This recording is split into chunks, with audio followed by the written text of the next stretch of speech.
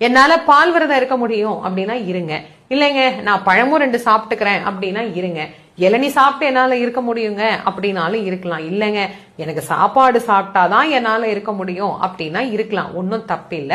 5 நாட்களை இப்படி நாம் விரதத்தில் நிறைவு செய்துவிட்டு 6வது நாள் ஒரே ஒரு நாளாவது கண்டிப்பான முறையில உணவை தவிர்த்து அந்த நிறைவு நாள் சூரசம்ஹாரம் அன்னைக்கு வருது இல்லைங்களா, அன்னைக்கு அந்த விரதத்தை நிறைவு செய்யக்கூடிய அந்த ஒரு முக்கியமான கட்டத்தை நாம அடையலாம். அன்னைக்கு கூட ஒரு வேளை சாப்பிடணும்னு நினைக்கிறவங்க சாப்பிடலாம். ஏன்னா சூரசம்ஹாரம் பாத்தீங்கன்னா ஒரு 4 மணிக்கெல்லாம் ஆரம்பிச்சிடும். அதனால 6 மணிக்கு அந்த சூரசம்ஹாரம் நிறைவான பிறகு குளிச்சுட்டு விரதத்தை நிறைவு செய்துவிட்டு நாம நம்முடைய உணவை எடுத்துக்கொள்ளலாம். இது ஒரு வகையான விரத முறை.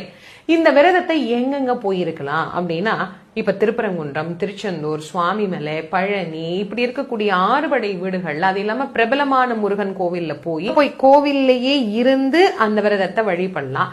அல்லது கோயிலுக்கு போக முடியல அப்படின்னா வீட்டில் இருந்தபடியே நீங்க அந்த விரதத்தை இருந்துட்டு நிறைவு நாள் அன்னைக்கு சூரசம்ஹாரத்தன்னைக்கு பக்கத்துல இருக்கிற முருகர் கோவில்ல போய் வழிபடலாம். உண்மையான அன்போடு, உண்மையான பக்தியோடு, முருகப்பெருமான் மீது தீராத காதலோடு இந்த விரதத்தை மேற்கொண்டோம் அப்படின்னா முருகப்பெருமான் வேண்டும் என்கின்ற வரங்களை 12 கரங்களினாலும் வாரி வாரி வழங்கக்கூடிய வள்ளலாக நமக்கு விளங்குகிறார். சூரன் என்கின்ற ஆணவத்தை அழித்து நம் மனதில் நன்மையை விளைவிக்கக்கூடிய ஒரு செயலை வெளிப்படுத்துகிற திருநாள் தான் இந்த சூரசம்ஹார திருநாள்.